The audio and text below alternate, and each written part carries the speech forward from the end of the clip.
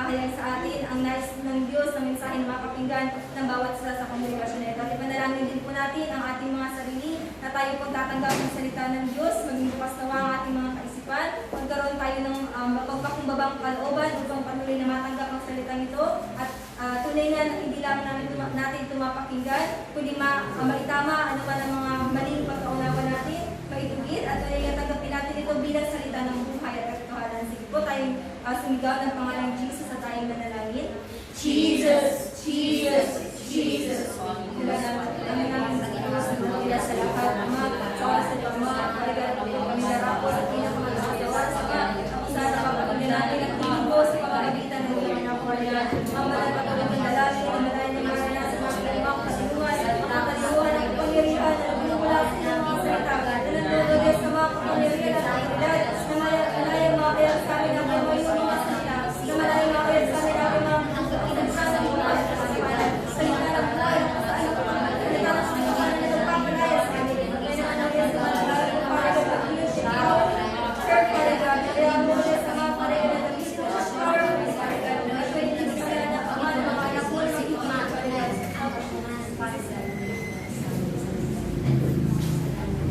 Dakila, makapangyarihan ng Diyos o aming Ama, sa oras na ito, lubos po ang aming kagalakan, na minsan pa kami na magkakapatid ay nagkakasama-sama sa lugar na ito upang patuloy na sambahin ka at pagsalusaluhan ang iyong mga salita. Sa oras na ito, aming Diyos, dalangin po ang pangunguna ng Banal na Espiritu na maranasan namin tumilos sa aming kalaliman, magpaunawa ng bawat salita mo at patuloy na magpalakas sa bawat isa. Kaya sa oras na ito, pinagkakatiwala ko ang mga anak mo na narito, taglay nawa nila ang kaisipang nakakaunawa sa iyong mga salita, at ngayon nakakarinig ng iyong mga salita, damdaming handang tumangkap at sumunod sa iyong mga salita sapagkat ito ang ninanais mo. Kaya sa oras na ito, dalangin ko rin na kasihan ng aking bibig, bigyan mo ako ng sapat na kaalaman, karunungan at kapangyarihan na walang pagkukulang, tawang katotohanan at katotohanan lamang mahahayag at tunay nga po, Diyos, ng bawat isa makaka-uwi, Father God, na taglay ang kagalakan, pagpapalakas at buhay na mula sa iyo. Sapagkat alam namin ang katotohanan ay nakapagpapalaya, ang katotohanan ay liwanag, at ang katotohanan ay buhay. Kaya nga po, taglay nawa ng bawat isang narito ang mga ito sapagkat ito'y nais mong ipagkaloob sa amin. Salamat po, pinagkakatiwala namin ang lahat ng ito sa pangalan ni Jesus. Amen. Parang wala ang mga taga-Pasig. Dalawa lang. Wala na kayong 1 meter lang. Mga boys, 1 meter. Dito, mga adults sumusunod. Yung mga youth, wala na. So, isang mapagpalang umaga po sa inyong lahat. Sabay-sabay natin pasanin.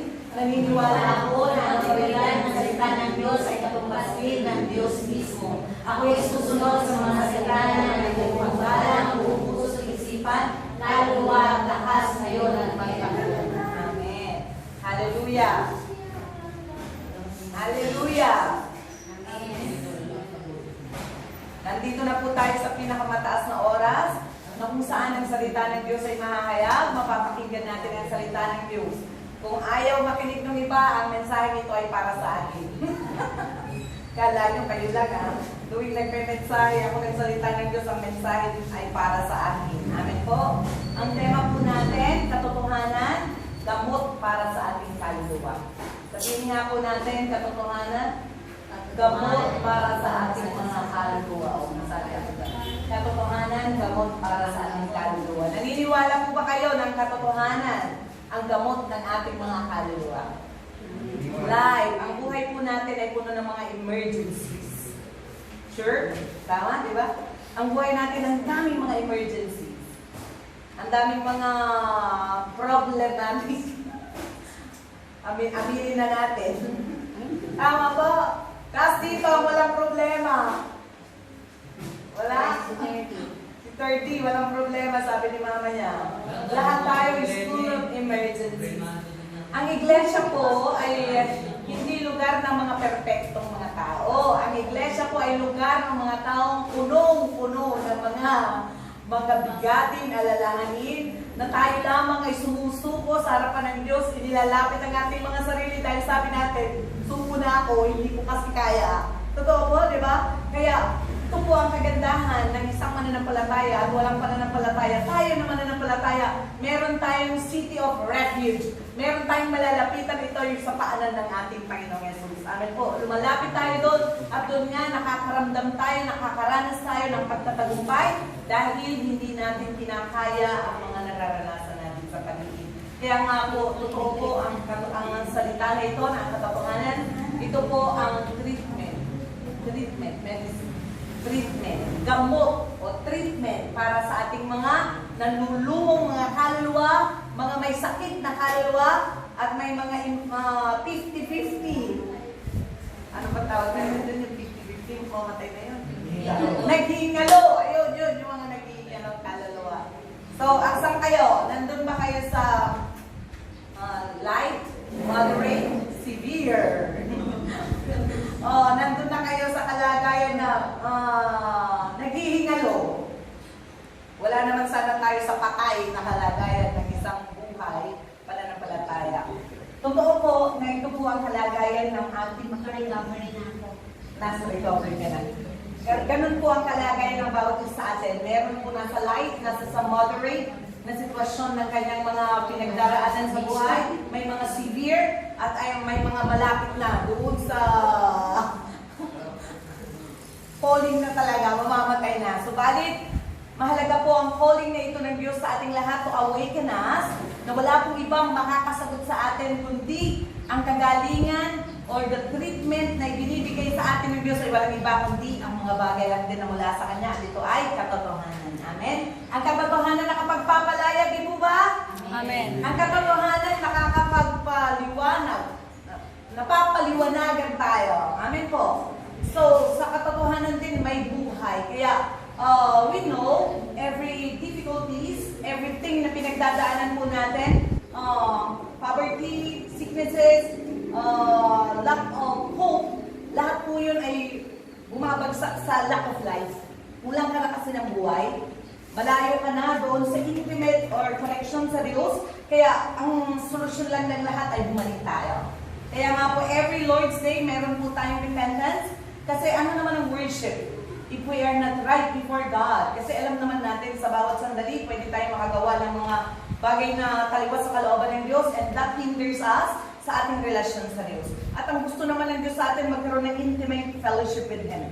And the shortcut and the very easiest mean to have the contact with God is repentance. Pag tunay po ang ating mga puso, sincere, wholeheartedly, na lumalapit, nagpapakumbaba, tunay po na nararanasan natin ang habag ng Diyos, pinapatawad niya tayo at doon po napapalapit ang ating relasyon sa Kanya. Kaya, sabi ko sa inyo, you have to diagnose nyo ang sarili nyo habang tinatakot po natin ang tema na ito. Ang katotohanan, this is the very principle of God. Kung nandito kayo last Friday, medyo nabanggit na rin, but uulitin ko ulit, truth, ang katotohanan is the highest principle or the highest standard of living. And the truth, according to the Bible, ay walang iba kundi the begotten Son of God. John chapter 1 verse 17, sabi doon, anong sinasabi? Ang kautusan, tama, ang kautusan ni Moses, ang kautusan ng Diyos na inihayag sa atin ni Moses ay tinatawag natin kautusan, okay, law, old law. Pero yung bagong kautusan ng Diyos na mula sa bibig ng ating Panginoon Yesus ay walang iba kundi ang katotohanan. Right? Kaya ang katotohanan, kung titignan po natin ang John chapter 1:17 and John chapter 14 verse 6 ay tumutukoy sa bugtong na anak ng ating Diyos. And that is Jesus Christ. Kaya nga, paano nangyari na siya ang katotohanan? Ang isang tao na matalino, pag naririnig natin kung paano magturo, itong napakatalinong tao na ito, wow, pag may tinanong ka, sasagot siya agad. Parang ang walking dictionary. Parang alam mo na lahat. Ating tatanong ko, alam mo, you are walking dictionary. Same thing with our Lord. Na anumang mga bagay na maririnig natin sa Kanya, dahil siya yung walking truth, siya yung katotohanan, ang mga lumalabas din sa bibig niya ay katotohanan. Kaya nga po, ang salita ng ating Panginoon Jesus din ay katotohanan. Kaya lagi niyang sinasabi, pag binabasa po natin ang gospel, katotohanan, katotohanan, katotohanan, sinasabi ko sa inyo, paulit-ulit. Paulit-ulit. Paulit-ulit. Dahil po, siya yung walking truth na ang mga lumalabas din sa bibig niya, automatically, katotohanan din at katotohanan. So in the time of the Old Testament, na meron po tayong tinatawag the Old Law, sa tingin niyo yung kautusan po ba na yun nakapagpapalaya o lalo kang kinokondena? Ang Galatians chapter 3, ang Galatians chapter 4, ang kautusan ay nariyan para ipamukha sa iyo at sa akin na tayo lahat ay makasalanan, na tayo lahat ay hindi nakaabot sa pamantayan ng Diyos. So, truth is the principle of God, na pag naabot natin ang pamantayan na yun, naunawaan natin ang katotohanan, tinanggap natin ang katotohanan, tinanggap natin ang Panginoon Jesucristo, umabot ka na sa pamantayan ng Diyos. Amen po? Kaya anumang gawin mo, sundin mo na lahat ng mga, how many laws ba? Sa pinag-aralan natin sa Berea Academy, 600, o ilang pang law ang mga tinutukoy in the Old Testament, pero may limitation ang law na yon. Dahil ang kautosang ang new law na nakapagpapalaya, hindi po mararanasan kay Moses, dahil ang totoong ang kautusan, bagong kautusan na nakapagpapalaya, ay ang kautusan na mula sa ating Panginoon Jesucristo. Kaya nga po, napakalaki ng pananampalataya ng ating mga ninuno, sila Abraham, sila Moses, sila Jacob, yung mga nauna po sa atin, pero mas iba yung antas ng ating pong kalagayan ngayon na naranasan po natin, or tayo yung mga naisilang after ng ating Panginoon Jesus ay mamatay sa krus at siya po ay muling mabuhay. Paano pong nangyari yun? Ano ba ang pagkakaiba ng dalawang yun? Yung mga nanampalataya noon, naligtas lamang po sila bilang mga alipin. Pero tayo po ay naligtas bilang mga pinapaging anak ng Diyos. Anong gusto niyo? Alipin o pinapaging anak? Diba? Ang alipin ba may kalayaan? Sa loob ba ng bahay ang katulong may kalayaan? Feeling mo, pag pumasok ka sa bahay ni Kuya, pwede ka bang pumasok kahit sa room? May limitasyon. Tama po ba? Nakapasok na po kasi siya sa pinakamayaman yata sa Taytay. Taytay ba yun o Kainta pa? Kainta. Kaibigan mo rin po yun? O kaibigan ni Brother Si po? Al. Si Al. Si Brother Al. Tawag po namin ng bahay ni Kuya. So, pumapasok po siya doon bilang isang tutor ng anak po ng mayaman na ito at mansyon ng kanilang bahay. So, siya po bilang isa na pinagkatiwalaan, hindi siya anak ni Brother Al. Hindi siya anak. Ang anak nila yun. yung tinuturuan niya.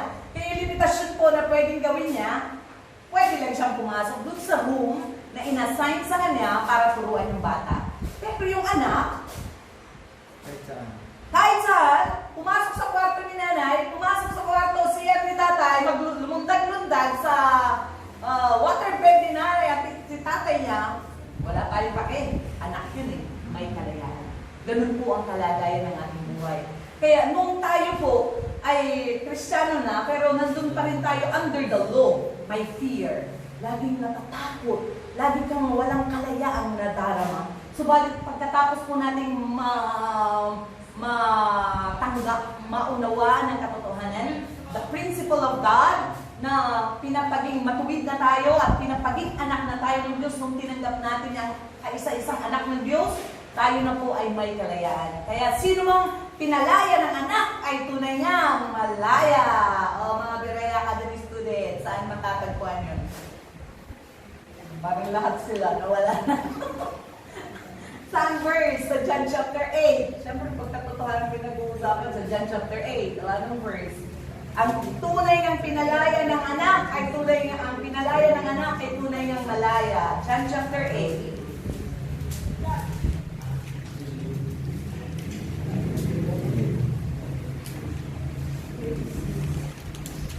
John chapter 8, verse 36. Pasahin po natin ng 3 beses na malakas na uunawaan ng ating mga kaluluwa. Ready, go! Kayo'y tunay na malalaya kapag pinalaya kayo ng anak. Kayo'y tunay na malaya kapag pinalaya kayo ng anak. Kayo'y tunay na malalaya kapag pinalaya kayo ng anak. Kayo po ba'y nandun na sa pagiging isang malaya dahil tinanggap nyo na ang anak ng Diyos? Amen po ba o hindi pa? Medyo? So, ang ating Panginoong Jesucristo, siya po ang tinutukoy ng Biblia na katotohanan. At paano ang mga salita ng ating Panginoong Jesus ay katotohanan? Dahil nga po hindi siya nagsasalita, sabi niya, ng saga ng akin. Sabi niya, hindi ako nagsasalita ng saga ng akin. Ang mga sinasabi ko sa inyo ay mga salita na mula sa aking Ama. Dahil ang katotohanan din ay salita na nagmumula sa Diyos na lumabas sa bibig ng ating Panginoon Jesus. John chapter 17, verse 17. Sabi po dito, John chapter 17, verse 17, sanctify them, sabi sa English, italaga mo sila sa pamamagitan ng katotohanan. Ang salita mo ang katotohanan. Si Jesus po nananalangin sa Ama, sabi niya, italaga mo sila, Ama, sa pamamagitan ng katotohanan, at ang salita mo ang katotohanan. At nung naparito ang ating Panginoon Jesus, sabi niya, John chapter 12, 49 and 50, hindi ako nagsasalita ng saga ng akin, sabi niya, sapagkat hindi ako nagsasalita ng mula sa sarili ko lamang. Ang Ama na nagsugo sa akin ang siyang nag-utos kung ano ang ating sasabihin at ipahahayag. At alam kong ang kanyang mga utos ang nagbibigay buhay na walang hanggan, kahit ang pinapasabi ng Ama ang siya kong pinapahayag. Amin po. So, dito po, makikilala natin na ang katotohanan, ito po ay prinsipyo, the highest principle, the standard of life, na kailangan po natin maarok yung prinsipyo na yun ng Diyos upang ang ating mga kaluluwa ay maging maayos ang kalagayan. Amin po? Kasi ang 3 John, chapter 1, basahin lang po natin ito bago po ihimay-himayin itong bagay na ito na diagnostic and treatment and that. 3 John, chapter 1. Sa 3 John, pangatlong 1. Ang pangatlong 1, sinasabi po dito sa verse 2, mahal kong Gayo, idinadalangin kung ikaw sana ay nasa mabuting kalagayan at malusog ang katawan tulad ng iyong buhay spiritual na alam ko namang nasa mabuting kalagayan. Tuwang-tuwa ako nang dumating ang ilang kapatid at ibinalitang ikaw ay tapat sa katotohanan at talagang namumuhay ayon dito. Wala nang higit na makapagpapaligaya sa akin, kundi ang marinig ang balitang namumuhay sa ayon sa katotohanan ng aking mga anak. Amen po. Napakaganda itong prinsipyo na ito ng 3 John, chapter 1, verse 2, na kapag ang ating mga spiritual na kalagayan ay nasa ayos, ibig sabihin, kung tayo po ay nandun sa pamantayan ng Diyos lumalakad, makakaasa po tayo ng ating kalagayang pisikal at ang ating kalagayang environment, our surrounding, sabi dito, ay nasa ayos din. Tama po ba? But we must know the priority. The priority po sa buhay po natin is our soul must be okay. Must be right before God. At yun po magiging correct or tama lang siya kung nakaangkla sa katotohanan. Amen po? Alam niyo po, pag galing kayo sa probinsya, tiyak naranasan yung umakyat ng puno ng bayabas. Taas dito ang naranasan umakyat ng bayabas, santol, o kay duhat, o kay suha, at talaglag. Hindi nyo naranasan malaglag? Alam niyo ba kung bakit kayo nalaglag?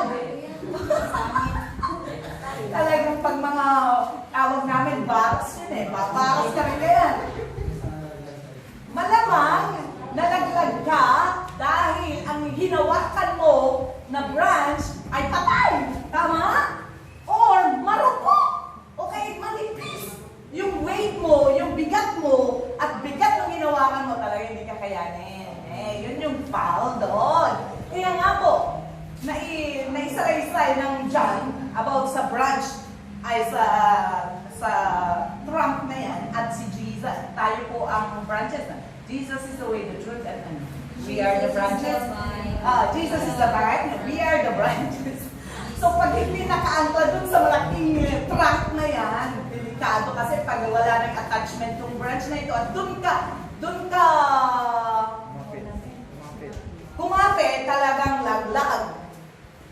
Hindi ko talaga makalimutan. Alam niyo, pag mga 7 years old, may natatandaan pa ba kayo ng 7 years old kayo? Mga 8, para mabibihira na. ang matatandaan mo lang is the tragic moment na nangyari. At hindi ko makalimutan sa isip ko talaga, may bayabas sa likod ng aming bahay. merong tayo, duyan, dun sa may bayabas na yon. At syempre, masarap dumuyan eh. Ngayon po talagang ang lakas, si Suset na nalupa, yung isang buong pinsan ng kalaro namin, ng kapatid ko, talagang dinuduyan ko hanggang lumakas. Nang lumakas yung pagduyan at talaga po nalaglag. Kasi yung topic na yun, nalaglag at talagang bumabog po yung ulo niya dito.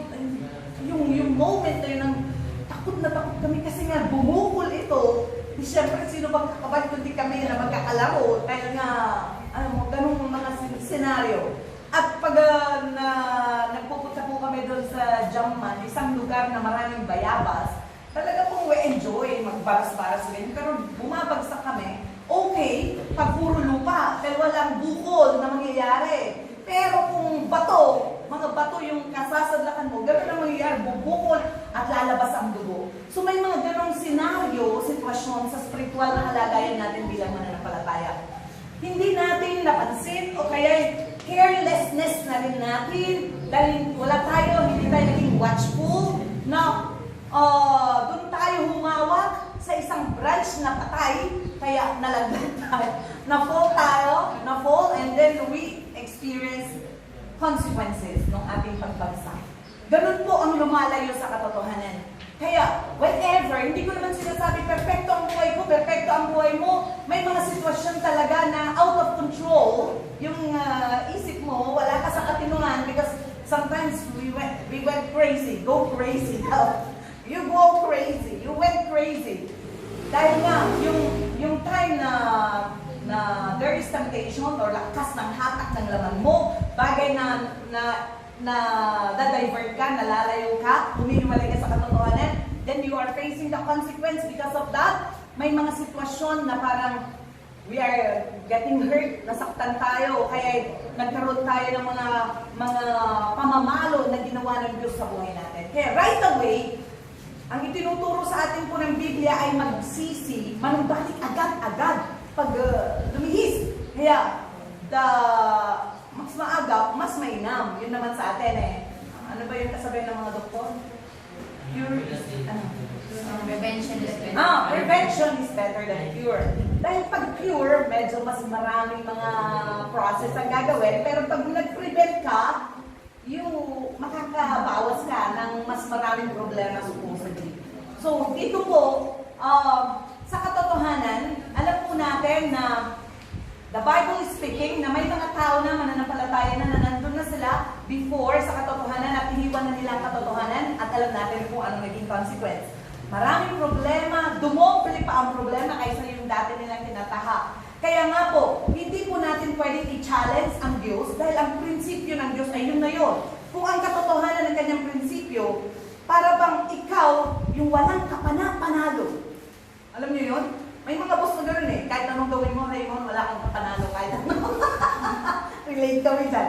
Ganun po ang Diyos. Hindi ka pwedeng manalo. Hindi mo pwedeng insist ang prinsipyo mo dahil ang layo ng kalagayan niya sa kalagayan natin. Tayo lang ang talo. Dahil nga, sino man na sumusuway dito sa prinsipyo na to ng Diyos ay parang ikaw yung tao na inuuntog mo ang ulo mo sa pader. O ano mangyayari? Yung tog nyo nga ulo nyo. So kung nga sumuntok nga kayo sa pader, hindi natin pwedeng kalabanin ng Diyos. Kaya may mga consequences na we are getting hurt, na kailangan ng ating mga soul ma-restore, nasasaktan, o kaya nandun sa sitwasyon na kung saan ay na-paralyze. Bumalik tayo doon sa mga example. May mga tao na napapansin kayo na paralyze. Alam niyo po ba kung paano sila na-paralyze? Yung half body nila cannot move, or yung half, pwede ba yun? Ay, ito, hindi na makalakad, based sa mga experience at sa naririnig namin na mga testimony din nila sa mga taong mga paralitiko, may mga unforgiveness in their hearts. Na yung unforgiving hearts na yon, nagsimula ng sumakit yung dibdib nila, humigpit yung dibdib nila hanggang nag-cause sa kanila ng paralyzed, at until kinamatay ng marami. So may na-counselan po ako na gano'n ang sitwasyon na matagal na siyang mananampalataya, 10 taon, at sabi ko, bro, bakit, ano bang nangyari? Kwento mo nga sa akin. So nagkwento po siya about sa kanyang relationship sa kanyang asawa, na dahil sa marital unfaithfulness, hindi napatawad nitong lalaki ang kanyang asawa na nakita niya na face-to-face. Face-to-face. Personal talagang nakita niya ang mga ano tawag sa ganun klase? Pangangaliwa! Talagang kitang-kita niya sa mata niya. Bagay na hindi niya yun napatawad. At kinimkim niya, yung lalaki na yun ang nagkinimkim ng galit sa kanyang asawa na hindi niya ito kayang patawanan. Pero yung unforgiveness na meron po sa kanyang puso toward the wife, nag-cause sa kanya na ma-paralyze ang kanyang mga sarili. Of course, yun na lang iniisip niya. Yung makapagiganti at yun ang galit. Sige nga, puruin nyo nga mga sarili nyo ng puro puot at galit. Bagay na nag-cause ng paralyze dun sa half of his body. So, sabi ko, nung kinakausap ko siya, bro, alam naman natin na sinabi ng Bible, pag hindi natin kayang magpatawad sa iba, hindi ka rin patatawarin ng Diyos. At kapag hindi napatawad ang kasalanan mo, hindi mo mararanasan ang pagpapagaling ng Diyos. Kaya yung healing process, sa anumang sitwasyon ng kalagayan, babalik ka pa rin doon sa pundasyon ng spiritual mong kalagayan, right? Kaya sabi ko, may prinsipyo ang Diyos. Ang katotohanan na ito na prinsipyo ng Diyos, pag hindi ka nagpatawad sa iba, hindi ka patatawarin ng Diyos at hindi rin niya pagagalingin ang karamdaman mo. Meaning, hindi rin niya pagagalingin ang environment mo. So, sabi ko, bro, hindi na ito para sa asawa mo. Gagawin natin, tutulungan kita dito sa bagay na ito, gagawin mo ang bagay na ito na magpatawad sa asawa mo alang-alang sa'yo. Dahil paano? At hindi ka napatawad, pwede ka bang welcome sa langit? Hindi. Sabi ko, bro, para na lang sa sarili mo. Patawarin mo na yung asawa mo upang mapatawad ka rin ng Diyos at pagagalingin ka ng Diyos sa karamdaman mo. Babalik na. Ikar pa rin tayo dito sa katotohanan. Dahil yun po ang prinsipyo ng Diyos na hindi natin kayang i-transcend, nalagpasan. Yun na po ang prinsipyo niya eh. Kaya, napaisip siya, nag-backward siya gano'n, dahil nga, medyo busy yun, summer to, night of grace during that time. Pero, alam ko na ang mga salitang binitawan ko sa kanya, dahil hindi ko kasi siya pwedeng ipag-pray that time, dahil, alam ko na may grudges in his heart. Kailangan muna ma-settle yung problema na yun. Gusto niyang lumapit sa akin para ipanalangin ko siya, pero hindi ko siya dali-dali na ipanalangin dahil hindi naman mangyayari ang healing kung hindi mo na siya magpapatawad. Kaya nag-isip muna siya sa isang sulok. Hindi ko alam ngayon kung nagpatawad ito kasi automatic naman yun eh. Kahit hindi ko na yun ilayhens eh. Dahil promise na ng Psalms 103 na pag napatawad siya ng Diyos, pagagalingin na rin ang kanyang karamdaman. Pero nasa kanya ang desisyon. Ito na ang prinsipyo ng Diyos na hindi natin mababago. Merong isa pang kwento, may connection pa rin sa pinag-uusapan natin. Merong, alam ko na narinig nyo na itong kwento na ito eh. May dalawang magkumare na may parehas na sakit ang kanilang anak. Ngayon, nabalitaan ng isang kumare na ganun yung anak niya na dating may sakit. Then nag-na-curious yung isang kumare. Mare, anong ginamot mo dun sa anak mo? Ay, so, mare. Talaga. Eh, syempre, innocente pa to. Sige nga, punta nga rin ako sa pharmaceutica, makabili nga ng tights para bumalik din yung anak ko. Pumunta siya sa pharmacy para bumili ng tights. Wala po kaming ganun, ma'am. Ano ba yung gamot na yun? Tights, walang ganun. Pinalikan niya si kumare. Mare, wala namang tindang gamot na tights doon sa pharmacy. Sabi niya na gano'n, Mare. Ano si Mare kasi hindi naman nila-explain eh. Explain lang. Yung palang sitwasyon na tama naman yung intention ng isa, pero namali lang kasi malayo kasi nga ang agwat ng isang mananampalataya at hindi mananampalataya. Alam nga naiintindihan niya pinag-uusapan natin dito ng mga prayer and fasting, yung mga tithes and offering, half shekel. Hindi na naiintindihan yun. Kaya bumalik siya sa kumare niya, doon na nagsimula na itong another kumare, in-explain niyang mabuti ang sitwasyon at doon nga, tunay nga na ang anak niya napagaling at ganoon din. Dahil sa influensya ni kumare, may living testimony. Amen po? Which is totoo naman. Dahil nga sa Biblia, pag hindi natin inaalala ang gawain ng Diyos, hindi natin ibinibigay, hindi tayo nanunumpa, hindi natin ibinabalik ang para sa Diyos, anong mangyayari? Talagang sabi ng Bible ay mabubutas ang ating mga packet, mga bulsa, at masasayang na. Tama po? Taas ng mga naka-experience. Tumasa ang mga kamay. Lahat tayo. Ayaw mo? Ayaw niya. Diba? Pag hindi tayo naging faithful sa ating mga tithes and offering, parang nawala lang bigla. Parang nawala na sa kayang. Napunta sa aksidente. Napunta sa ospital. Napunta sa kung anong bagay. Nanakaw. Napunta sa mga bagay. Kasi ganun po ang prinsipyo ng Diyos. Hindi naman prinsipyo yun ng Old Testament. Prinsipyo na itinuro pa rin ni Jesus sa Matthew 23 verse 23. Na tama, na ibigay nyo ang ikapo, hindi yun mali. Tama, pero huwag nyo naman kakalimutan ang ibang bagay na ito. Mercy, faithfulness, and justice. Yun naman ang utos ni Jesus. Kaya, this is not under the law, this is under faith. Na from the beginning, the start, bago pa nagkaroon ng law, meron ng tithes and offering. It's not under the law na itinuturo ni dating daan. Mali po, it's not under the law, it's under faith. Katotohanan pa rin to.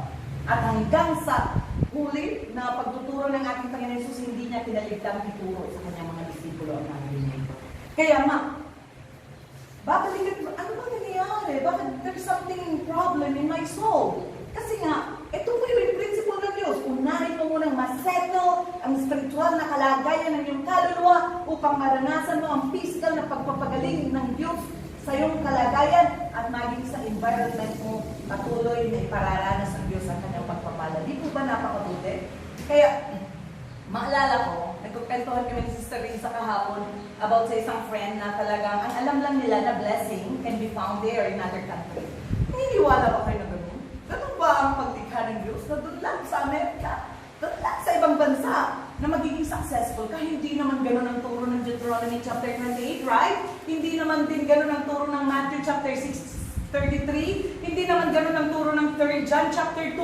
Ang pinag-uusapan dito ay katotohanan na nandun tayo, lumalakad sa katotohanan na prinsipyo ng Diyos. When we seek first His kingdom and His righteousness, all these things will be added unto us. So anumang bagay ay dadagdag ng Diyos. Kaya, sa buhay pananampalataya, hindi naman po doon lang sa langit natin mararanasan ang reward.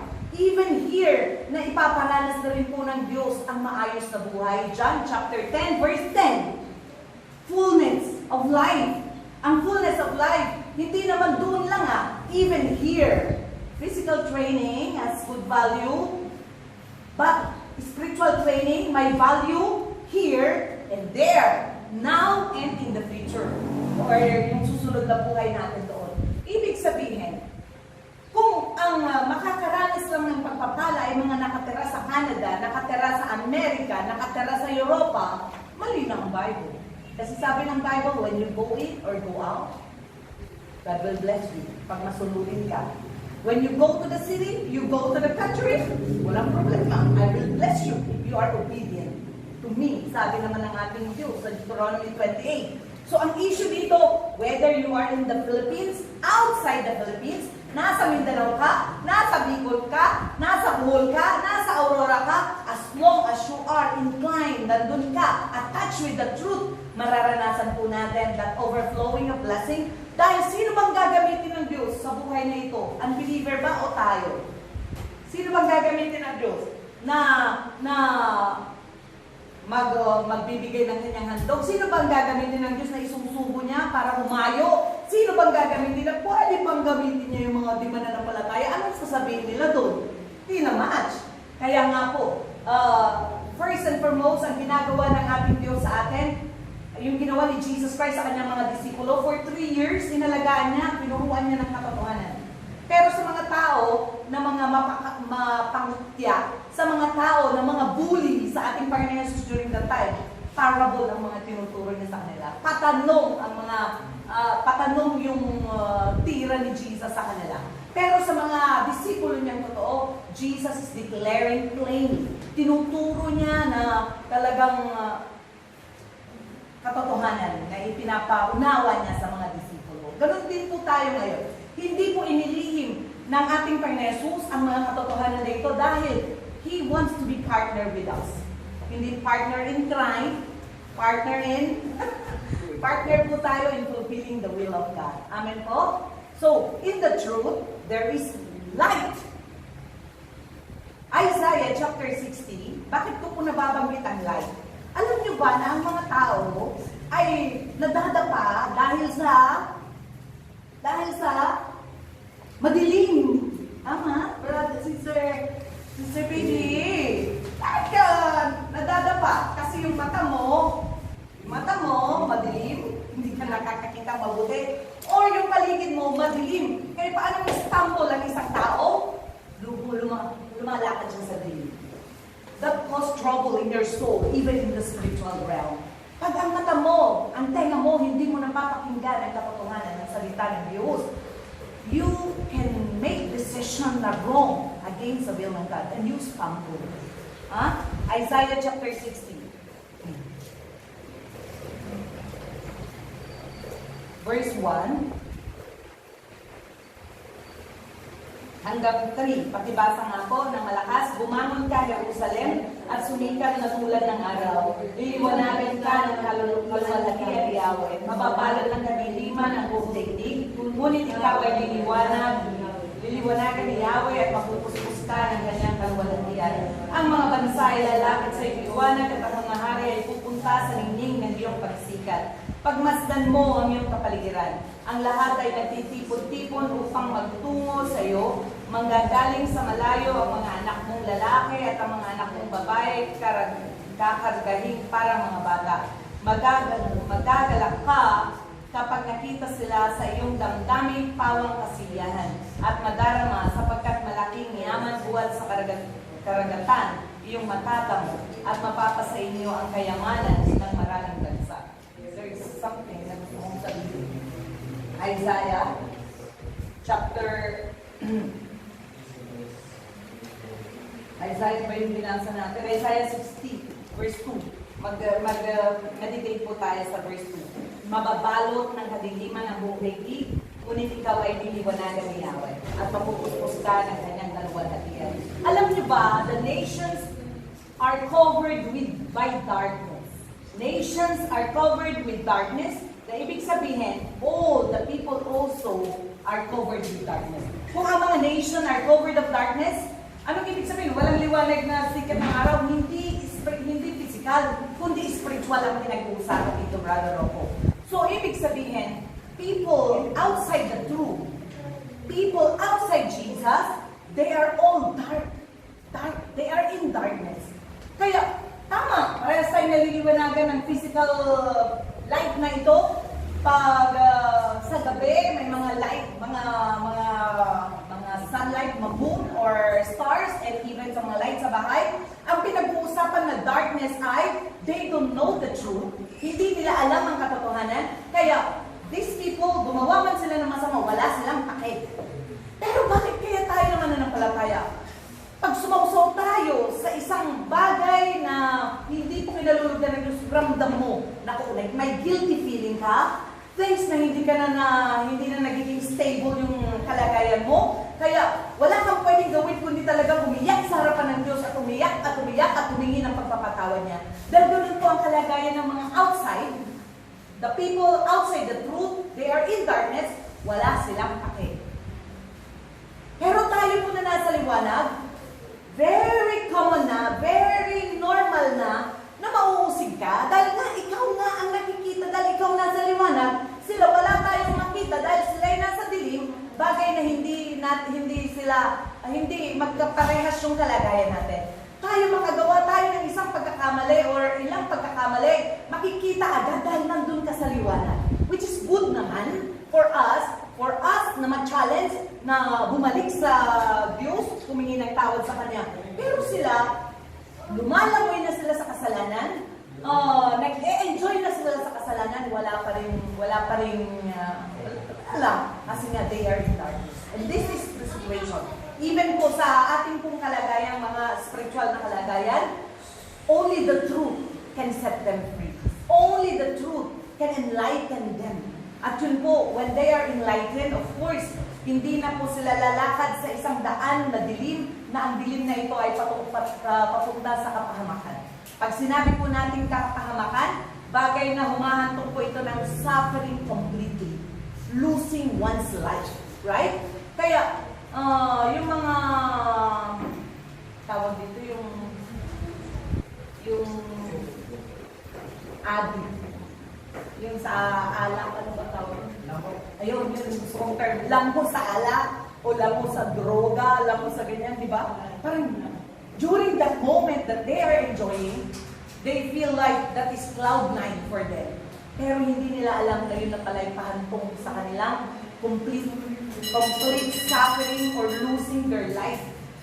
Pag nagiinuman ang magkakumpare at humantong na dun sa nasaling mo ang ego ng kumpare mo, pare mo yan, best friend mo yan, pero pag yung napuno na siya ng espiritu ng alak, pwedeng pumatay na kasi yung tao niya. Hindi na nila makontrol ang kanilang mga sarili.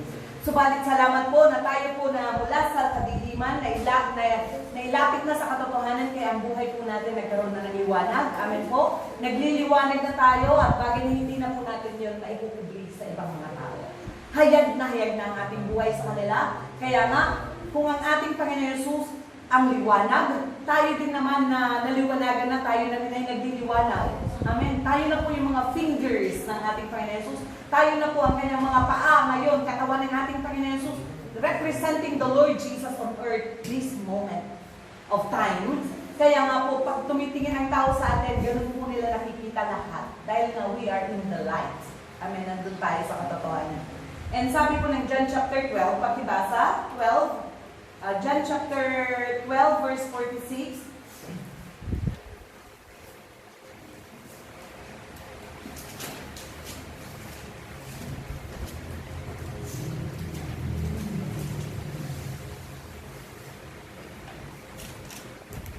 Sabi niya dito, ako'y naparito bilang ilaw ng sanlibutan upang ang manalig sa akin ay huwag manatili sa kadiliman. 47. Hindi ako ang humahabol sa taong dumirinig ng aking salita, ngunit ayaw namang sumunod dito. Sapagkat hindi ako naparito upang hatulan ng sanlibutan, kundi upang iligtas ito. Amen? Kaya sabi dito ng 46, ang ating Panginoong Jesus, naparito siya bilang ilaw. Kaya pag tayo po ay mga nakay Jesus, tayo na rin po ay naliwanagan, tayo na rin po ay nagiging ilaw sa sanlibutan na ito. Amen? Kaya nga ang iglesia, si Jesus bilang ating ulo at tayo na katawan, ay ilaw na rin ng mundo ito. Kaya napakahalaga ang papel na meron po tayo bilang mananampalataya. We are, ano ba makakapagpalayas ng darkness, makakapagpaalis ng dilim, kundi liwanag lamang. Kaya tayo po, na pag pumapasok tayo or isa ka lang na mananampalataya sa loob ng bahay mo, you are the most persecuted person in the house dahil ikaw na nga ay liwanag. Bagay na ang mga kasama mo sa bahay, they are in darkness.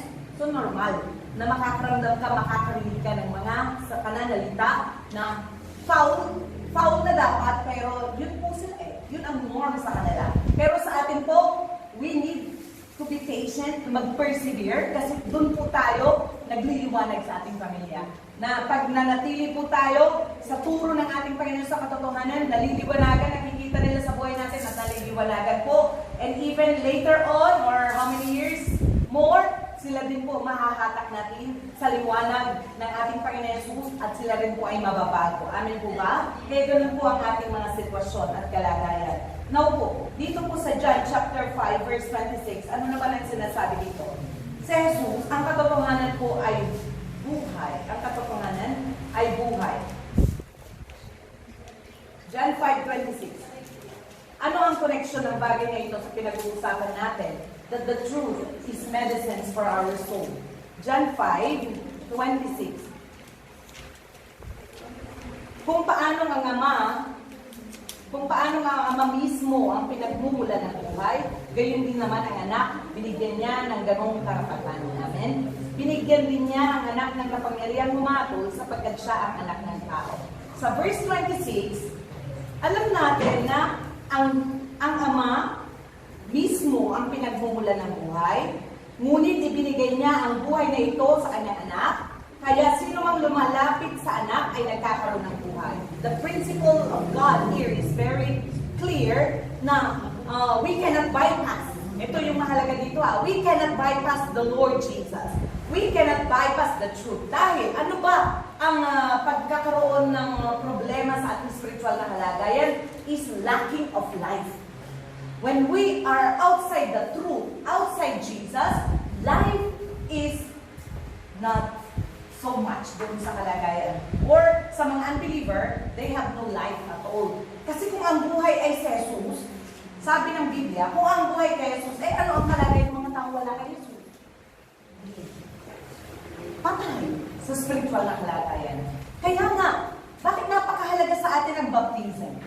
Bagay na alam natin na ang baptism, inililibing natin yung lumang tayo na makasalanan, yung ikaw na skeleton, ikaw na, ang tawag sa atin, kalansay, na dahil may buhay ka na physical, pero wala kang buhay mula sa Diyos, kaya during our baptism, inililibing natin ang ating lumang pagkatao. Right? Kaya nga, the moment na nagkaroon tayo ng relationship with the Lord, the first step na gagawin po natin is obedience.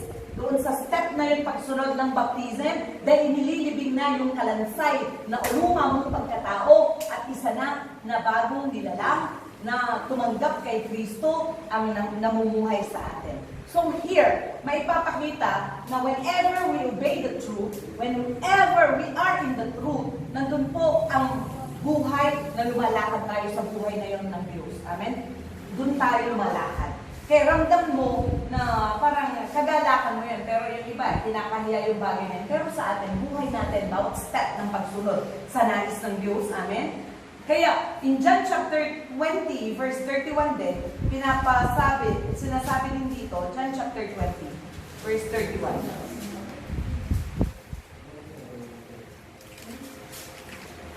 Ang mga nakatala rito ay sinulat upang kayo sumampalataya na si Jesus ang Kristo, ang anak ng Diyos, at upang kayo magkaroon ng buhay sa pamamagitan niya.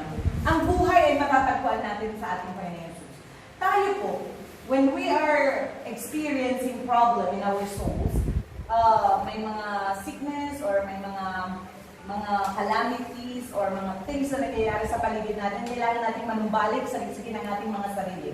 Kung paano in the Old Testament, in Exodus chapter 15, verse 26, na paano ba itong mga Israelita ay nakaranas ng karamdaman o nakaranas ng paggapi ng ibang kaaway dahil po sila'y lumabag sa utos ng ating Diyos. So, same thing. Sa buhay din natin bilang mananampalataya, kailan ba tayo naglalaking ng life, nakakaranas ng problematic situation ng ating kaluluwa, nung tayo po ay lumalayo sa buhay, lumalayo sa katotohanan. Kaya parang naghihingalo yung spiritual mong kalagayan. Hindi ko naman sinasabi na nawawala na yung kaligtasan mo, kasi ang pinag-uusapan na lang natin dito, yung spiritual mo. If you are filled with life, you must be filled with power. Yun naman sana, di ba? So when you are filled with power, kaya mo yung mga kaya mong lagpasan ang mga pinagdadaanan mo. Kaya, ano ba? Itong taong ito, may sakit eh. So itong taong may sakit na ito, makikita mo na nakaratay siya. Tama? Hindi niya kayang pagsilbihan ng kanyang sarili. Ibang tao magbibigay sa kanya ng inumin. Ibang tao magluluto para sa kanya. Pero ang isang tao na puno ng buhay, siya ang maghahanda para sa sarili niya at siya ang mangangalaga sa iba. Because you are filled with power.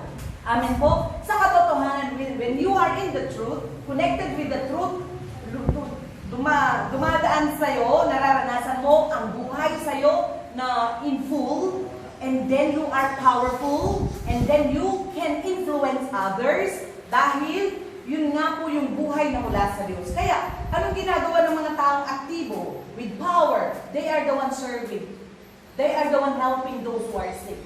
They are the one na lumalapit sa mga tao na may mga sitwasyon na need ng encouragement or need ng counseling. You are the one used by God.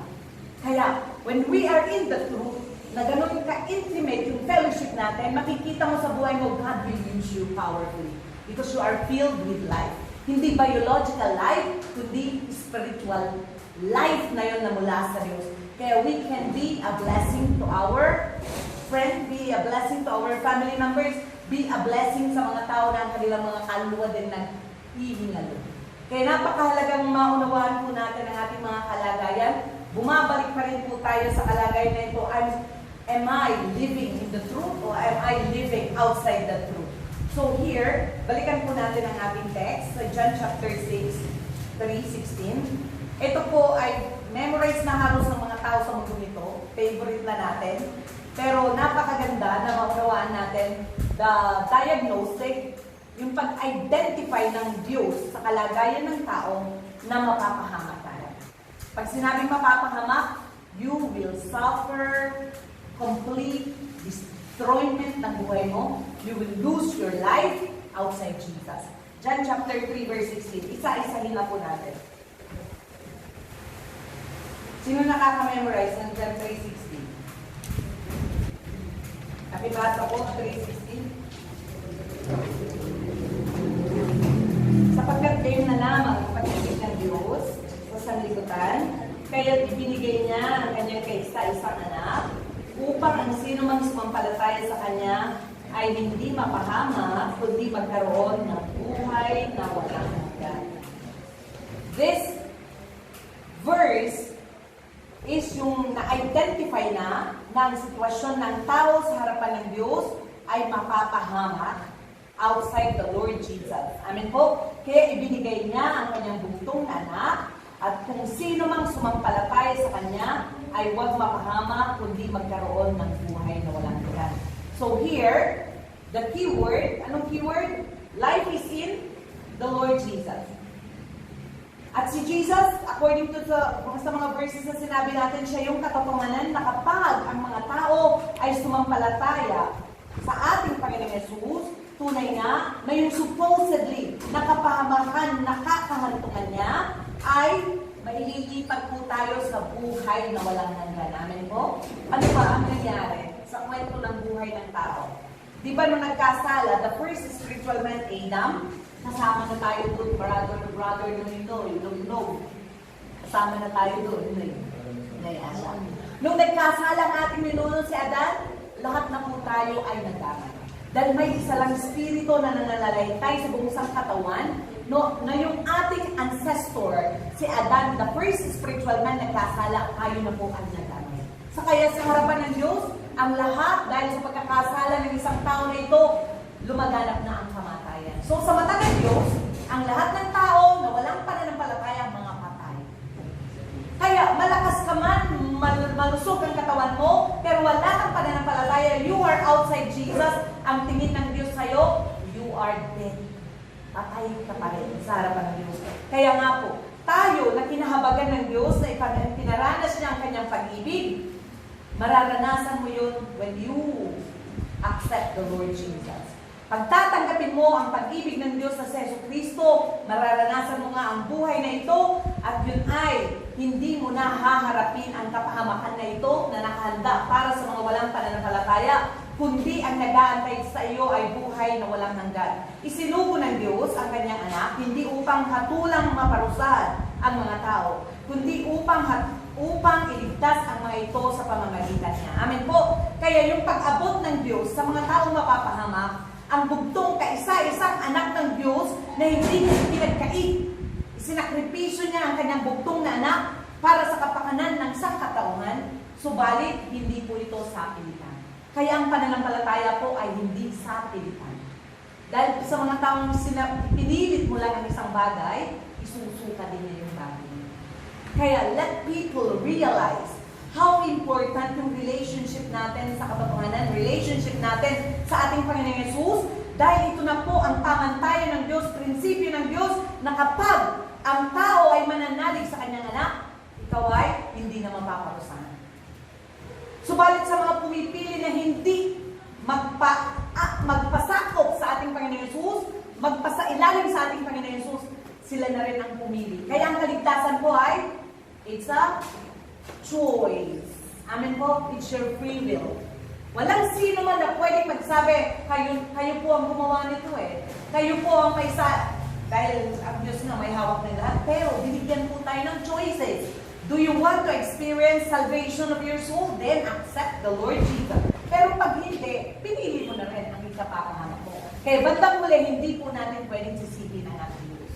Whatever happened sa buhay po natin bilang mga tao, hindi po natin pwedeng sisihin ng Diyos. Even po sa sitwasyon ng ating kalagayan, ng ating kaluluwa, pinili mo ang bagay na yan. Pinili mo, kaya dapat nating maunawaan, ikaw rin ang makakatulong sa sarili mo na ilapit mo sa katotohanan, ilapit mo sa Panginoon Yesus ang sarili mo upang anumang mga sakit na nararamdaman ng kaluluwa mo maisan ka. Amin po. Malagpasan mo. Verse 18, hindi hinahatulang maparusahan ang sumasampalataya sa anak, ngunit hinatulan na ang hindi sumampalataya. Tanong ko nga kayo, ito bang salitang hinatulan na is future or past tense? Past tense. Mga elementary students and high school students and senior high school students. Senior high school student, hinatulan na. Ano ba ang salitang hinatulan na? Past tense or future tense? Sure?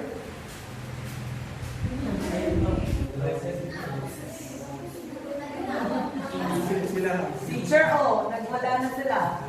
Hinatulan na.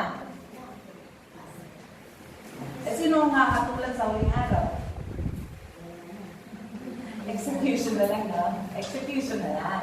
Hinatulan na. Yung mga walang pananampalataya, hindi na po natin mapalitan ang prinsipyo ng Diyos. Sabi niya nahatulan na. So when you don't believe in Jesus, alam mo ba, God judged you already. You are cursed and condemned already kasi ayaw mong manampalataya. Pero habang may buhay ka, pwede ka pang lumapit, bumalik sa Kanya ngayong oras na ito. Dahil after death, anong nag-aantay na naman sa'yo? Pinili mo, destinasyon, susuungan mo. Kaya ang mga walang pananampalataya at isa ron ay ang ating mga mahal sa buhay. Gusto mo ba na mananatili sila sa sitwasyon that they are remain in that situation or state na hinatulan na ng Diyos? O gagawa ka pa rin ng kaparaanan na maabot ang mga ito habang may panahon pa? Kaya nga sabi dito, ang mga ngunit hinatulan na ang hindi sumasampalataya sapagkat hindi sila sumampalataya sa kaisa-isang anak ng Diyos. Napakatindi naman ang criteria ng Diyos. No? That is the very principle of God that we cannot transcend. Jesus Christ is the very standard of God ng salvation, ng eternal life, and ng righteousness. Verse 19, ganito ang paghatol ng Diyos. Naparito sa sanlibutan ng ilaw, ngunit inibig pa ng mga tao ang dilim kaysa liwanag, sapagkat ang kanilang mga gawain ay masasama. Sino may problema dito? Ganito ang paghatol ng Diyos. Naparito sa sanlibutan ng ilaw, ngunit inibig pa ng mga tao ang dilim kaysa liwanag, sapagkat ang kanilang mga gawain ay masasama. So, normal, mauunawaan mo na mas maraming tao ang ayaw sumunod kaysa sa mas gustong sumunod. Kaya, the Bible is telling us, gusto man ng Diyos na iligtas ang lahat ng tao, pero dahil nandun na sa kanilang pagpili, pagdesisyon, pinipili ng mas maraming tao ang humiwalay sa katotohanan, humiwalay at pipiliin nila ang kadiliman. Pinasusuklaman ng mga gumagawa ng masama ang ilaw. Kaya normal na hindi natutuwa ang mga di mananampalataya sa pagbabasa ng Bible. Sino ba namang unbeliever na ano namang connection niya sa bagay ng mga salita, ng mga spiritual, ang mga nasa dilim. Kaya what they enjoy is yung mga ino-offer ng mundo nito. But sa mga naliwanagan na, sa katotohanan, we enjoy the things na pinagsusumikapan natin ang mga bagay na gusto ng ating Diyos dahil we are not pleasing men but we are pleasing our Master. We are pleasing our God. Kaya ganun po na normal na hindi basta-basta na isang kaluluwa hatakin mo para umattend ng Sunday School, hindi basta-basta ng isang tao maakay mo na magbasa ng Bible dahil hindi pa na yun ang kanilang routine o bagay na ikinagagalak ng kanilang mga sarili. Malayo pa sa kalingkingan ng standard ng God ang kanilang kinahuhumalingan. Hindi lumalapit dito upang hindi mahayag ang kanilang mga gawa. 21. Ngunit ang namumuhay ayon sa katotohanan ay lumalapit sa ilaw upang maihayag ng mga ginagawa niya ay pagsunod sa Diyos. Kaya nga, tayo po, bilang mga mananampalataya, sino ba yung una nating nilalapitan at priority na madala sa paanan ng Diyos? Hindi ba ngayon nagsasaliksik? Hindi ba ngayon may pagkapuhaw at pagkagutom sa liwanag, pagkagutom sa katotohanan? Yung meron po siyang tinatawag na in need of life. Gusto niya na mabuhay. Eh sa medical terms, sa hospital, nung na-hospital si Mami, sabi ko na naman sa inyo, ikukwento ko na naman, yung mga tao na gusto pang mabuhay, matindi man ang kanilang sakit, 50-50 man ang kanilang kalagayan, but they want to live more. Sila po ang nabubuhay. Pero yung napakaliit lang, medyo may problema lang dito sa heartbeat, pero ayaw ko nang mabuhay. No, yun yung tao mas madaling mamatay. Akin mo, dugo-dugo yung taong katabi ni Mami, dugo-dugo na yung ganito niya, pero lumalakad. Kasi desire pa niya na mabuhay. Siya yung nagnanais na mabuhay. Siya yung lumalapit sa buhay. Siya yung nagnanais na pag dumating ang doktor, hinihanda niya ang kanyang sarili. Kaya ito, gaano mang 50-50 ang kanilang sitwasyon, dugo-duguan man ang kalagayan ng kanilang physical na kalagayan, mas mabilis na nadi-discharge. Di ba discharge sa doon yung mauwi na? Dahil nagsisik siya ng buhay. Doon siya, kumbaga, ginagapan niya ang kanyang sarili no humaba pa ang kanyang buhay.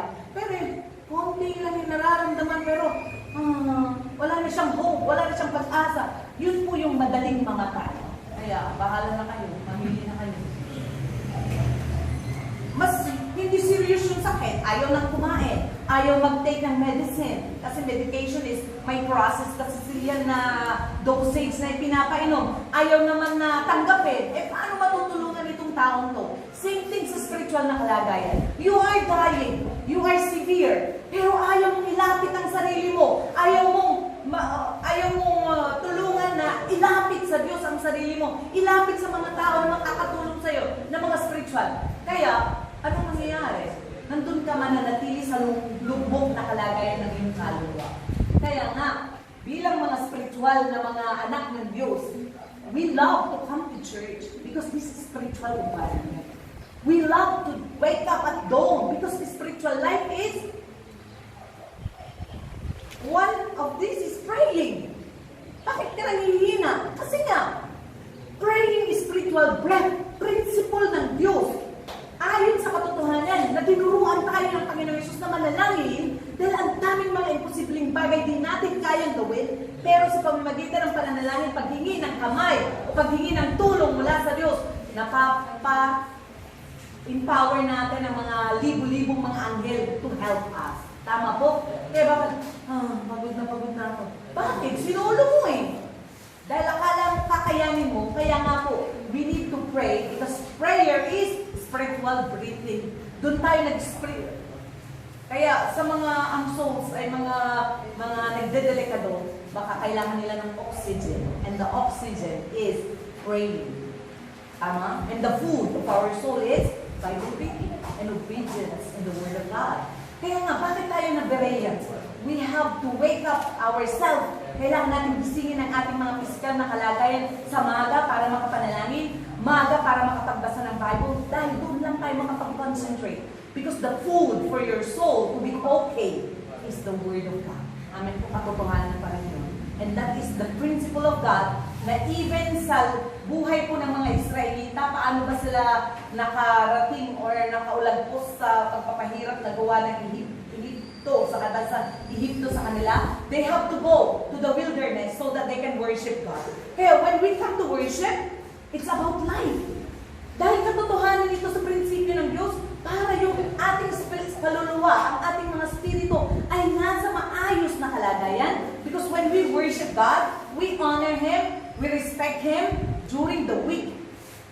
ang buhay po natin magiging successful. Kaya lagi natin binigreet sa ating mga kapatiran, succeed in worship, succeed in worship. Kasi Lord's Day is the first day of the week. Pag successful ang first day, the rest of the day is also successful. Subukan mo lang. Huwag kang manambahan. Tuliro ka na bukas. That very moment ng pananambahan, tuliro ka na, magulo ang buhay mo. Lunes hanggang Sabado, tuliro ka rin. Kasi nga, this is the time for us to meet our Father because every Lord's Day, worship day, God is blessing us. Nangungusap ang Diyos sa pamamagitan ng lingkod niya na nagpapahayag ng salita ng Diyos. Amen po? Kaya nga, yung dawn prayer, Bible reading, coming to worship, giving our tithes and offering, and testifying our faith is for the sake of your soul na maging maayos ang kalagayan. Hindi po mabigat, Brother Nerdy, right? Diba? O, kayong mga boys dyan, CJ. Yung ano bang sikat ngayon na games? Parang manonood kami, grabe pa. May inganyo ka pa sa mga keyboard na ginagamit ngayon. Talaga naman grabe yung mga lights no? Grabe na talaga. Kaya tinatapon na lang yung mga keyboard na pangit eh. Mga pang-gaming kasi na yung mga may light, ang lalakas ng tunog.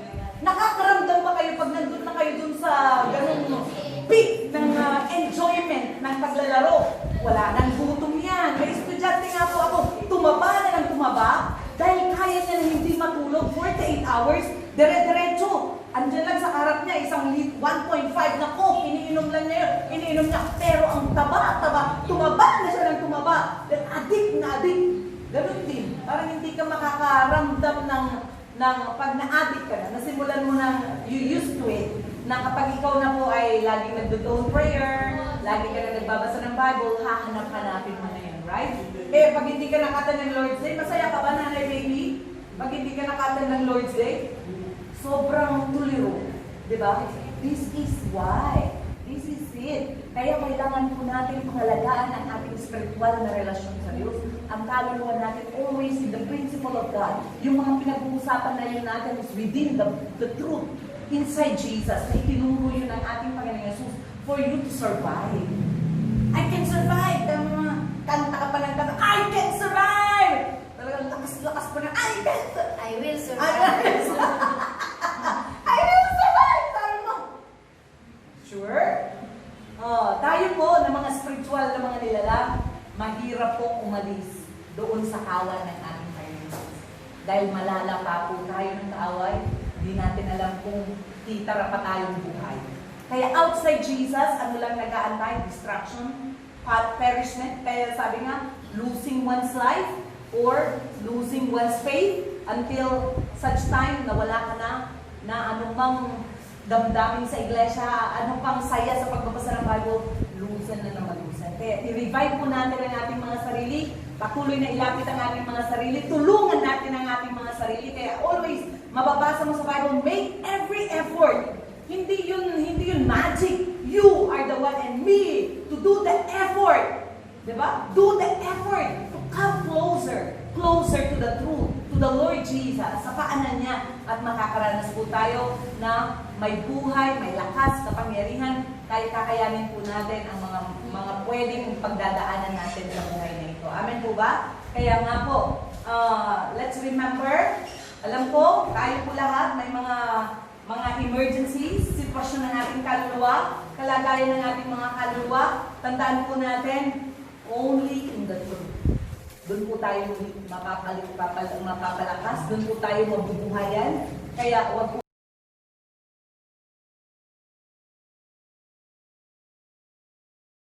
nating lalayuan ng ating Panginoon Jesus. Huwag nating lalayuan ng mga salita niya. Amen? Huwag nating lalayuan ng kanyang dugo. Patuloy po natin mag-dwell on those things. Amen po? Tayo manalangin. Panalangin po natin na pagalingin ng Diyos ang ating mga kaluluwa. Kung may mga dumadaan sa light or moderate or severe na weakening ng kanilang mga kaluluwa, this time to recharge. First, sabi ko po sa inyo, repentance is the most powerful to return back again yung ating pong intimate fellowship with God. Kailangan po natin magsisi.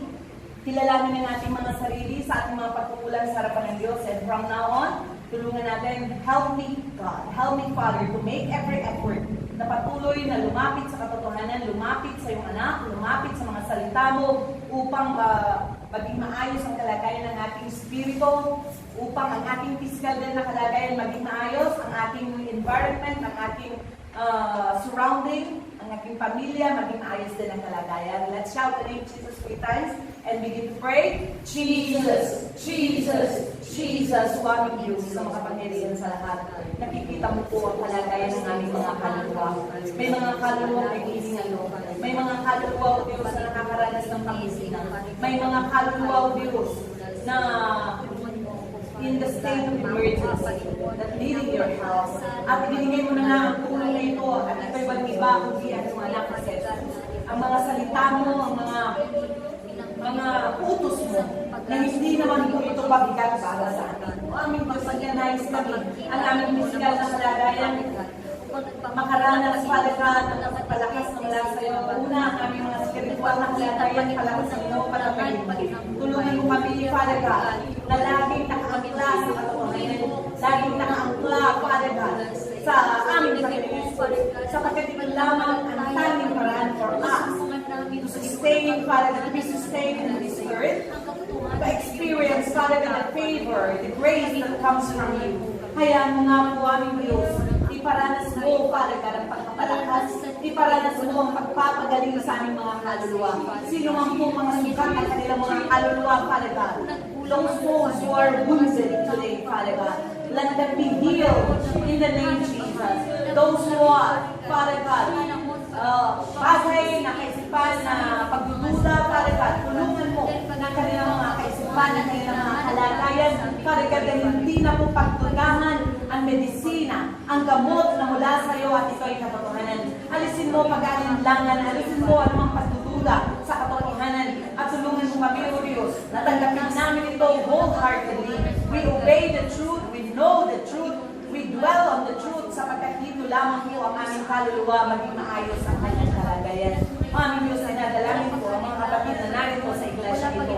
Tulungan mo, Father God, na sa bawat araw magawa nila ang kanilang mga tungsulin upang ang kanilang mga kaluluwa ay kanilang mapangalagaan, ang kanilang kaluluwa ay maging matatag at malakas. At ito nga po, Diyos, ay sa pagtupad ng aming mga tungkulin, Father God, na may kalakip na pagpapala na mula sa iyo. That our duty every day to wake up early and to pray and to read the Bible and examine your word, meditate it day and night upang matupad namin ang mga nakasaad dito, upang kami papagtagumpayin mo at gagawin mo, Diyos, na ang aming pong mga buhay maging successful. I'm praying, Father God, na ibalik mo ang aming mga sarili kapag kami tumataliwas sa kalooban mo, na ipanumbalik ang bawat isa sa katotohanan at lumakad ayon sa katotohanan. Sapagkat alam namin na ang buhay na ito na katotohanan ay patungo sa buhay na walang hanggan. Kaya tulungan mo po ang bawat isa sa oras na ito. Sa pangalan ng aming Panginoon Jesus. Amen and amen. Awitin nga po natin itong awit na ito. Tayo po natin tumayo. Amen.